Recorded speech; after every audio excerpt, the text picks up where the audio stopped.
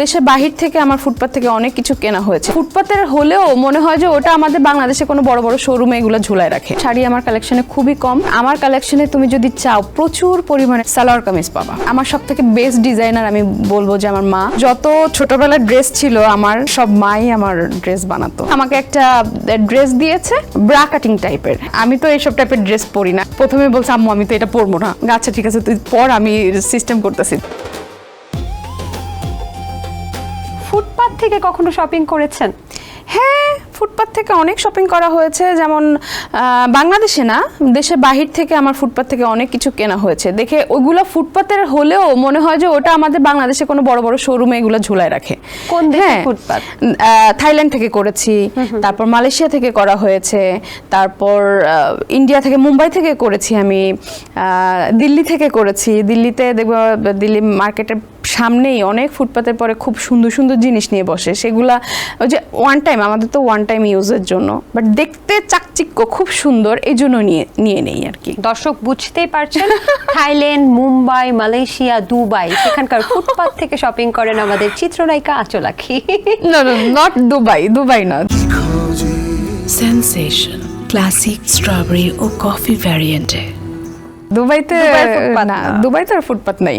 ও আচ্ছা আচ্ছা, আপনার সংগ্রহে কতগুলো শাড়ি আছে? আমি একটু শাড়ি কম পরি। শাড়ি খুব কম পরা হয়। ওই যে কিছু থাকে না, ঈদ স্পেশাল থাকলে বা কোনো অকেশন, পয়লা বৈশাখ এরকম টাইপের থাকলে শাড়ি পরা হয় আর কি। শাড়ি আমার কালেকশনে খুবই কম, বাট আমার কালেকশনে তুমি যদি চাও প্রচুর পরিমাণে তুমি সালোয়ার কামিজ পাবা। মানে 2 পিস পাবা, 3 পিস পাবা, 4 পিস পাবা, এগুলো মানে আমি সালোয়ার কামিজ খুব পছন্দ করি আর কি। আচ্ছা, ওয়েস্টার্নও মনে হয় অনেক আছে। হ্যাঁ, ওয়েস্টার্নও পরা হয়, টি শার্ট প্যান্ট এগুলো পরা হয়। শুধু বাইরে, মানে বাইরে যদি যাই দেশের বাহিরে, ওখানে গিয়ে পরা হয়। আচ্ছা, আপনি কোন ব্র্যান্ডের পারফিউম ব্যবহার করেন? এটা বলতে হবে? আপনি হয়তো জেনে থাকবেন যে শাহরুখ খানের একটা ব্র্যান্ড আছে, সিলেক্টিভ ব্র্যান্ড, এবং সেই পারফিউমের ঘ্রাণটা সবাই পছন্দ করে। সো আঁচল আঁখির পারফিউমের ব্র্যান্ড মানুষ জানতে চায়। আচ্ছা, সেটা হচ্ছে আমার সবসময় আমি কন্টিনিউ ইউজ করি শ্যানেলটা আমার সবসময় থাকে, বাট তার পাশাপাশি আমি কিছু ব্র্যান্ড চেঞ্জও করি। গুচি, ডিওর এগুলা সবসময় করা হয়, বাট শ্যানেলটা আমার খুবই পছন্দের একটা পারফিউম। আচ্ছা, ড্রেসের ক্ষেত্রে নিজে তৈরি করেন নাকি মানে রেডিমেড, নাকি হচ্ছে নিজে তৈরি করেন, কোনটা? না, আমার আম্মু কিন্তু ছোটবেলা থেকেই আমার সব থেকে বেস্ট ডিজাইনার আমি বলবো যে আমার মা। ছোটবেলা থেকে কিন্তু উনিই আমাকে সব কিছু সাজিয়েছে, কোন ড্রেসে ভালো লাগবে এবং কোন কালারে আমার মেয়েকে ভালো লাগবে। আমার আম্মু কিন্তু খুব ভালো ডিজাইনার। আর আমাদের যত ছোটবেলার ড্রেস ছিল আমার সব মাই আমার ড্রেস বানাতো। হ্যাঁ, আমার মা খুবই ভালো ডিজাইনার এবং নিজেই সব কিছু বানায়। তো আম্মুর হাতে তো এখনো আমি কোনো যদি আনস্টিচ কোনো ড্রেস কিনি, সব আম্মুই বানিয়ে দেয়। বাহ, আন্টি তাহলে সেলাইয়ের কাজ খুব ভালো পারে। সেলাইয়ের কাজ খুব ভালো আজকে যে ড্রেস পরেছেন এটাও কি আন্টির বানানো? না, এটা রেডিমেড, এটা একদম রেডি ড্রেসই।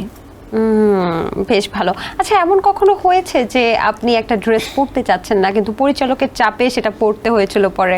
হ্যাঁ, অনেক ড্রেস আছে যেটা চাপে পড়তে হয়, বা এটা এই ক্যারেক্টার, এই সিনের জন্য এই ড্রেসটা লাগবে, এটা পড়তে হয়েছে। বাট সেখানে আমি অনেক কারুকাজ করে পড়েছি। আমার মা যেহেতু এখানে সেলাই টেলাই জানে, এবং আম্মু সবসময় 24 ঘন্টা তো আমার সাথে থাকতো।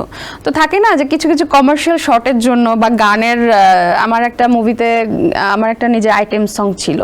হ্যাঁ, ওইটা হচ্ছে তুমি দেখবা চাকবুম চাকবুম আইলো কুলসুম একটা গান আছে।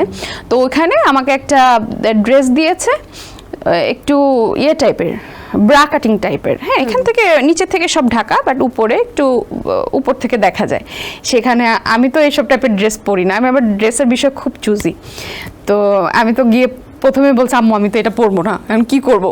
আচ্ছা ঠিক আছে তুই পর, আমি সিস্টেম করতেছি। পরে আম্মু হচ্ছে এমনভাবে করে দিত, কেউ ধরতেই পারতো না যে এটা কি আসলে ওরকম রেডি ছিল নাকি আঁচল পরার পরে এটা আবার কেউ রেডি করেছে। কারণ আমি ড্রেস রুমে ভেতর থেকে একবারে রেডি হয়ে বের হইতাম। হ্যাঁ, পরে পরার পরে দেখা গেল কোন একটা লেস জয়েন করে দিয়েছে এখান থেকে, মানে কারো কাজ করে দিত। আমার মা সবসময় এটা করতো আমার জন্য। আন্টি তো আসলেই কাজের বলা যায়। অনেক।